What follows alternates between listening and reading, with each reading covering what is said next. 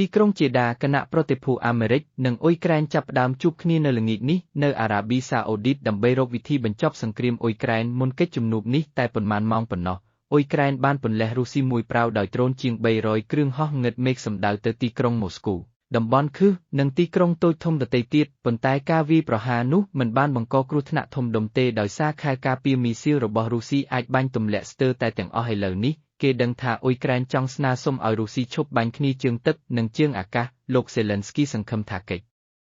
ជំនួបនៅអារ៉ាប៊ីសាអូឌីតនោះនឹងកែសម្រួលទំនាក់ទំនងឡើងវិញបន្ទាប់ពីមានទំនាស់ពាក្យសម្ដីគ្នានៅសេតវិមានធ្វើឲ្យលោកត្រាំខឹងសម្បាយ៉ាងច្បាស់លោកសម្រេចចិត្តផ្ដាច់ជំនួយយោធានិងព័ត៌មានសម្ងាត់អាមេរិកព្រមានថាតើតែសេឡិនស្គីសូមទោសដោយស្មោះអស់ពីដួងចិត្តទើបលោកត្រាំយល់ព្រមសណ្ដោសប្រណីនិងពិចារណាជួយអ៊ុយក្រែនជាថ្មីកាលពីមុននេះលោកត្រាំធ្លាប់និយាយនៅនឹងមុខថាលោកសេឡិនស្គីមិនទាន់ត្រៀមខ្លួនដើម្បីចរចាសន្តិភាពនិងត្រៀមជែកគ្នាដោយផ្ទាល់ជាមួយរុស្ស៊ីនៅឡើយទេលោកសេឡិនស្គីចង់បង្ហាញថាគាត់ពិតជាចង់បញ្ចប់សង្គ្រាមឲ្យបានឆាប់រហ័ស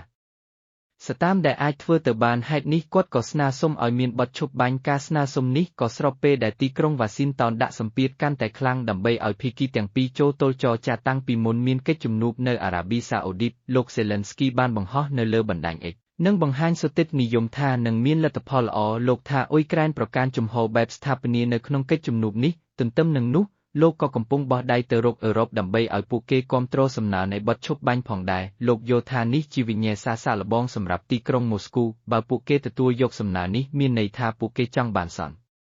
តិភាពឥឡូវនេះអ៊ុយក្រែនកំពុងព្យាយាមកែសម្រួលទំនាក់ទំនងជាមួយអាមេរិកឡើងវិញខណៈដែលកិច្ចព្រមព្រៀងរ៉ែកមរស្ថិតនៅក្នុងភាពមិនច្បាស់លាស់រដ្ឋមន្ត្រីការបរទេសអាមេរិកថ្លែងថារដ្ឋាភិបាលរបស់លោកចង់ធ្វើឲ្យប្រាកដថាអ៊ុយក្រែនបានត្រៀមខ្លួនរួចរាល់ដើម្បីធ្វើសម្ពាធជាថ្នូរនឹងសន្តិភាពខាងភាគីអាមេរិកមានរដ្ឋមន្ត្រីការបរទេសនិងទីប្រឹក្សាសន្តិសុខជាតិចំណែកខាងភាគីអ៊ុយក្រែនមានរដ្ឋមន្ត្រីការបរទេសទីប្រឹក្សាសន្តិសុខជាតិនិងជំនួយការរបស់លោកសេឡិនស្គីលោកសេឡិនស្គីគ្រាន់តែចូលគាល់រាជទីយេតប៊ីនសាលម៉ាន់រួចហើយលោកចាក់ចេញពីទីនោះ